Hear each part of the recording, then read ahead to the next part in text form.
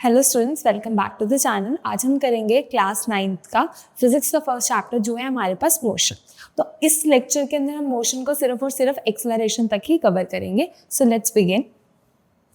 तो सबसे पहले रेस्ट। मैं कैसे मानूंगी कि अगर मैं मान लो यहाँ पे खड़ी हूँ तो क्या मैं रेस्ट पे हूँ या मोशन पे हूँ? तो बेसिकली रेस्ट क्या होता है, अगर एक बॉडी या फिर कोई भी ऑब्जेक्ट वो रेस्ट में, तब हम उसको बोलेंगे कि वो रेस्ट में तब है जब उसकी पोजीशन क्या हो रही है, चेंज नहीं हो रही with respect to a point of reference. For example, अगर मैं यहाँ पे खड़ी हूँ, ठीक है, मान लो कि अब टाइम हो रहा है 6 बज रहा है और मैं यहाँ पे खड़ी हूँ, उसके बाद मैं इधर गई उधर गई और फिर मैं अपने आप 6-5 पे मैं यहीं खड़ी हूँ, तो मैं क्या बोलूँगी, I am in rest position. लेकिन अगर मैं 6 बजे यहाँ थी और 6-5 पे इधर हो गई, तो मतलब मैं किस उसमें हूँ, आई एम इन मोशन। तो रेस्ट क्या होता है, जब तक हमारा एक ऑब्जेक्ट अपने पोजीशन को चेंज नहीं करेगा विद द रेफरेंस पॉइंट, तब तक हम उसको क्या बोलेंगे, वो किस पोजीशन पे हमारे पास रेस्ट पोजीशन पे है। नेक्स्ट हमारे पास कुछ कीवर्ड्स हैं, यहाँ पे की क्वांटिटीज हैं, हम उनको डिस्कस करेंगे। तो बेसिकली पोजीशन क्या होती है हमारे पास, पोजीशन हमारे पास एक फिक्स रेफरेंस पॉइंट है, उसको हम क्या बोलते हैं, पोजीशन या फिर ओरिजिन, या फिर इसको हम बोलते हैं रेफरेंस पॉइंट भी हम इसको बोल सकते हैं। उसके बाद हम इस लेक्चर के अंदर डिस्कस करेंगे डिस्प्लेसमेंट, डिस्टेंस, वेलोसिटी, एक्सेलरेशन और स्पीड को। तो यहाँ पे सबसे पहले आपको सिंबल में ध्यान देना है। डिस्प्लेसमेंट और डिस्टेंस का जो सिंबल है वो क्या होता है हमारे पास, स्मॉल एस। क्या सिंबल होगा, स्मॉल एस। वेलोसिटी और जो स्पीड है, वेलोसिटी और स्पीड बोलते हैं ना कि अरे वो ट्रक तो 40 किलोमीटर पर आवर की स्पीड पे जा रहा है, तो 40 किलोमीटर पर आवर क्या हुई उसकी स्पीड। तो स्पीड को हम किससे रिप्रेजेंट करते हैं, स्मॉल v से। और एक्सेलरेशन को हम किससे रिप्रेजेंट करते हैं, स्मॉल a से। तो हम इन सब के बारे में क्या करेंगे, डिस्कस करेंगे। एंड हमारे पास ये कुछ इंपॉर्टेंट फॉर्मूलाज हैं, ये हमारे नेक्स्ट वीडियो के अंदर हम क्या करेंगे, इसको कवर करेंगे।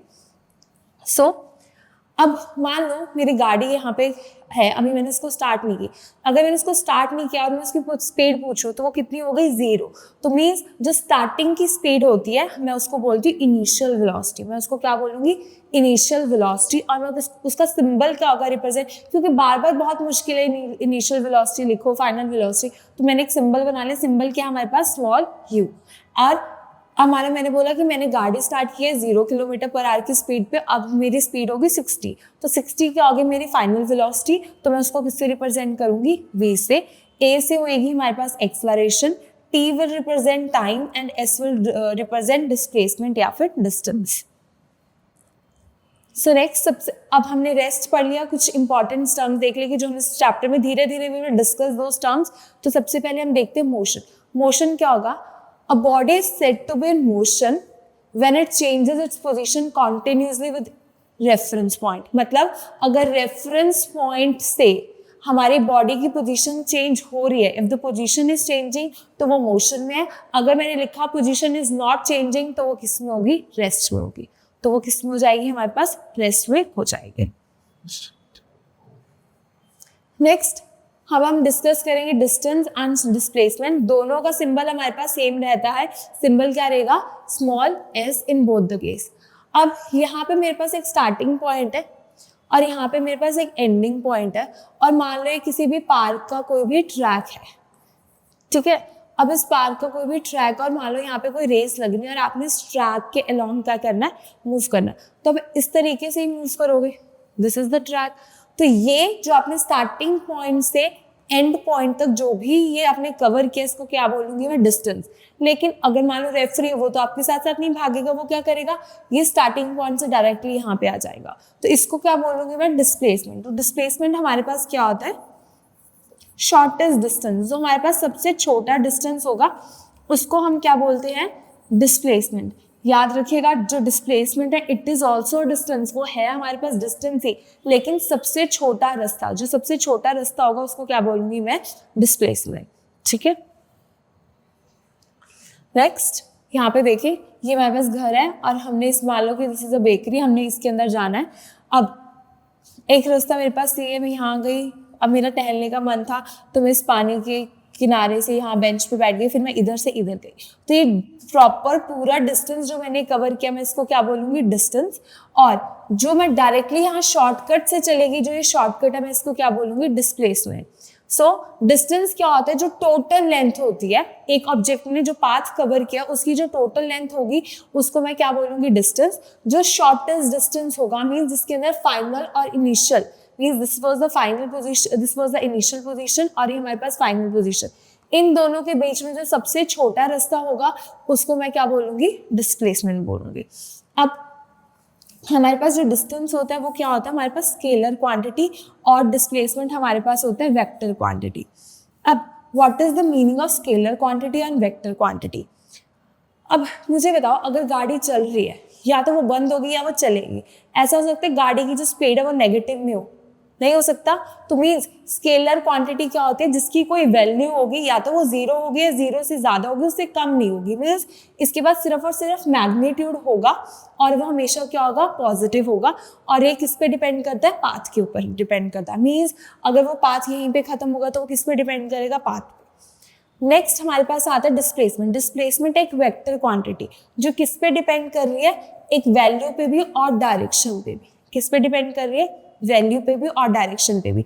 ये हमारे पास पॉजिटिव भी हो सकती है, नेगेटिव भी हो सकती है और जीरो भी हो सकती है। और ये पाथ पे डिपेंड नहीं करती, ये किस पे डिपेंड करती है, हमारे पास इनिशियल पोजीशन और फाइनल पोजीशन पे क्या करती है, डिपेंड करती है। सो जनरली हमारे पास वो क्वांटिटीज जो हमेशा पॉजिटिव होती है हम उनको स्केलर बोलते हैं। स्केलर क्वांटिटी हमेशा मैग्नीट्यूड के ऊपर डिपेंड करती है हमारे पास। और जो हमारे पास वेक्टर क्वांटिटीज हैं वो किस पे डिपेंड करती है हमारे पास, वो दोनों पे डिपेंड करेंगी हमारे पास, magnitude as well as direction. जो ये नेगेटिव साइन आता है, नेगेटिव साइन किसकी वजह से आता है हमारे पास, डायरेक्शन की वजह से क्या आता है, नेगेटिव साइन आता है। नेक्स्ट, अब यूनिफॉर्म मोशन।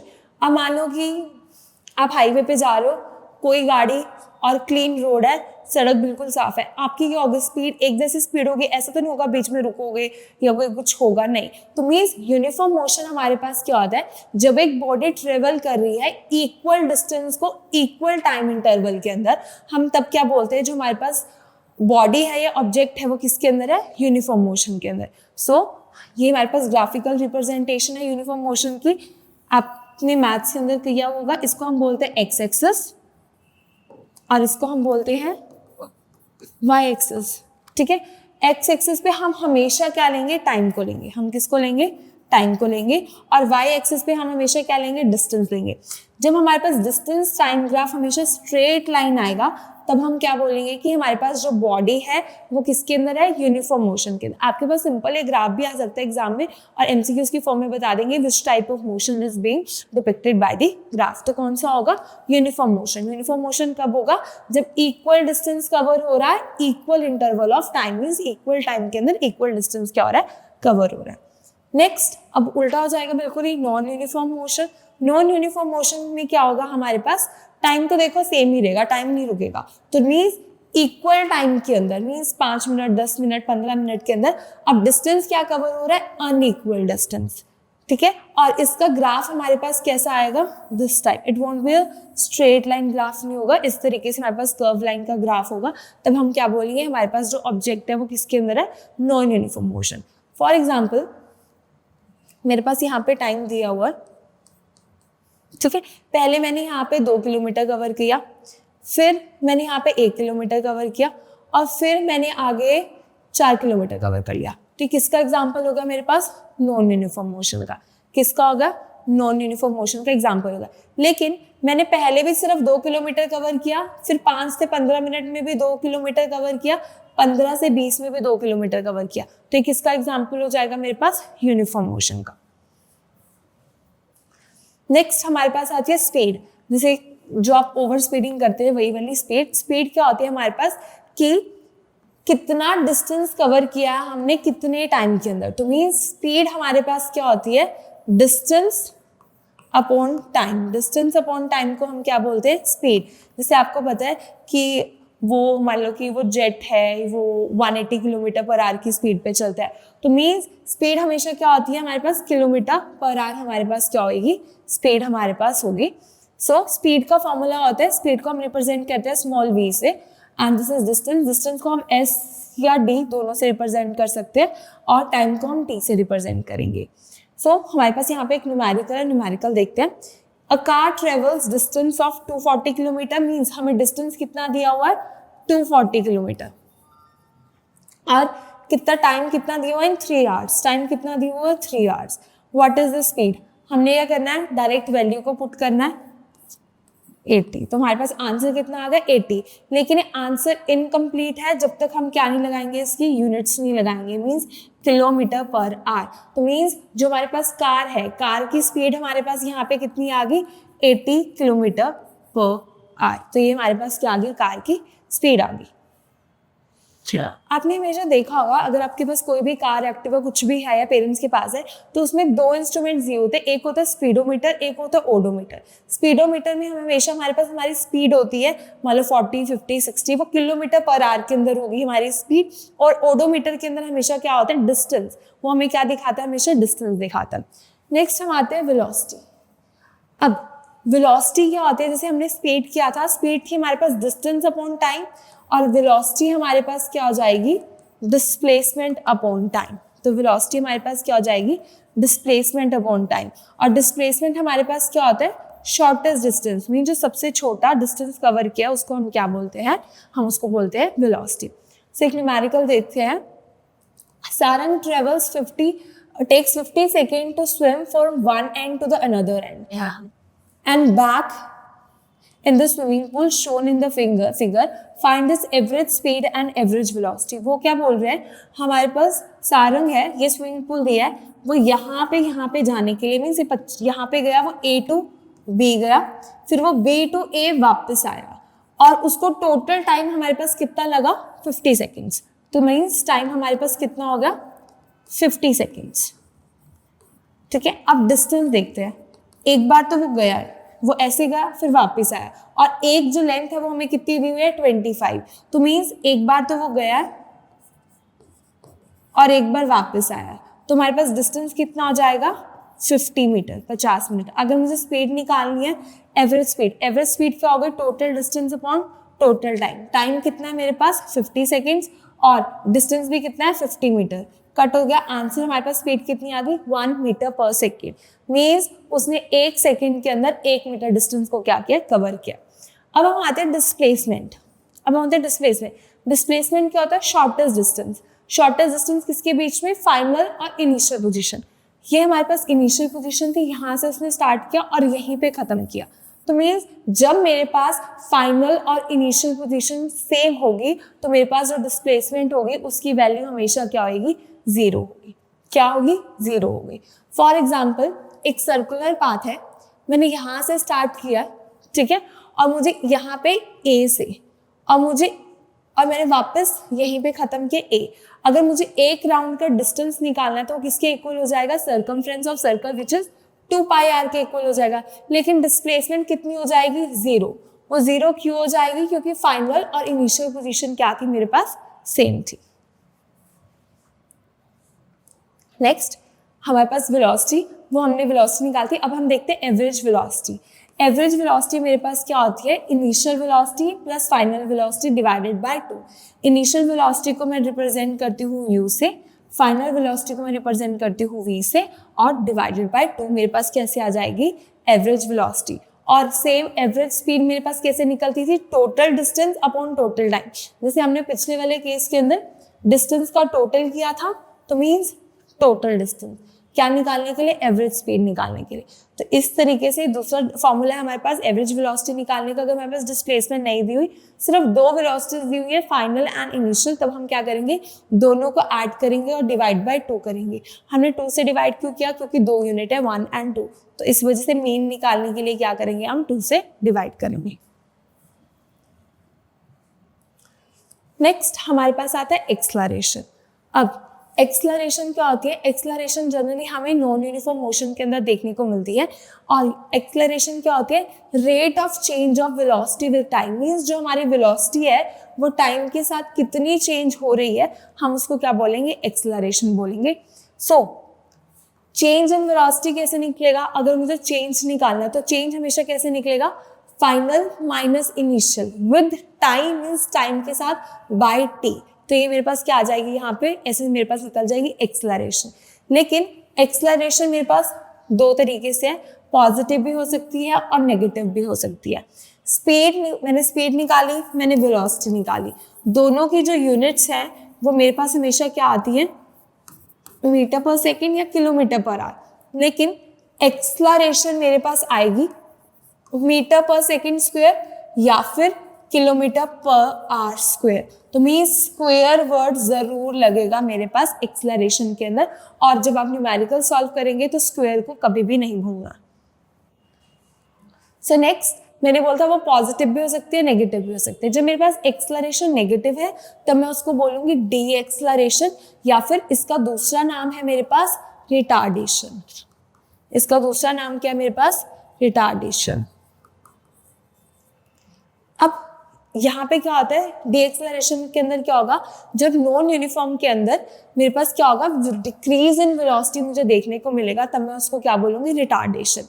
एक्सलरेशन होता है चेंज इन वेलोसिटी, जब वो चेंज इन वेलोसिटी मेरे पास नेगेटिव आएगा तब मैं उसको क्या बोल दूंगी, डी एक्सलरेशन या फिर रिटार्डेशन। सेम है, चेंज इन वेलोसिटी मेरे पास आ रहा है v minus you upon T, लेकिन अगर वो नेगेटिव में आया है तो मैंने उसको एक्सलरेशन की बजाय क्या बोल दिया, रिटार्डेशन या फिर डी एक्सलरेशन मैंने उसको बोल दिया। जनरली ये मेरे पास कब होता है, मान लो कि एक ब्रिज है और आप यहाँ से जा रहे हो, अब आप यहाँ से अगर आप ऊपर चढ़ रहे हो तो क्या करोगे, स्पीड को दोगे, लेकिन जब आप नीचे उतर रहे हो तब आपको स्पीड की जरूरत नहीं है, तब आपको क्या करना है, ब्रेक को अप्लाई करना है। तो मीन्स एक ऑपोजिट फोर्स लगाओगे तो मीन्स आप ब्रेक को अप्लाई करोगे उतरते वक्त स्लोप की टाइम, तब आपके पास जो वेलोसिटी होगी वो क्या होगी, नेगेटिव में चली जाएगी। तो मीन्स वो हमारे पास किसका केस होगा, वो हमारे पास केस होगा डी एक्सलरेशन या फिर रिटार्डेशन का केस। नेक्स्ट हम एक एक न्यूमेरिकल देखते हैं दोनों का। तो सबसे पहले एक्सलरेशन, मेरे पास एक कार दी हुई है, increases its speed from 20 to 50, means एक कार है उसकी स्पीड 20 मीटर पर सेकेंड से 50 मीटर पर सेकेंड में क्या हुई है, चेंज हुई है। तो मीन्स 20 क्या दी हुई थी मेरे पास, इनिशियल, अगर इनिशियल तो मैं किससे रिप्रेजेंट करूंगी, यू से, एंड 50 मेरे पास क्या दी हुई थी, फाइनल, अगर फाइनल वेलोसिटी मैं किससे रिप्रेजेंट करूंगी, वी से। ना टाइम मेरे पास कितना दिया हुआ, 10 सेकेंड, और मुझे क्या निकालना है, एक्सलरेशन। एक्सलरेशन का फॉर्मूला मेरे पास क्या होता है, final minus initial divided by 2। तो मेरे पास वैल्यूज को पुट करना है, v मेरे पास कितना है, 50 माइनस 20 बाई 10, 50 माइनस 20 मेरे पास कितना आया, 30, 0 से 0 कट, एंड 30 मीटर पर सेकेंड स्क्वायर मेरे पास क्या आ गया, एक्सलरेशन।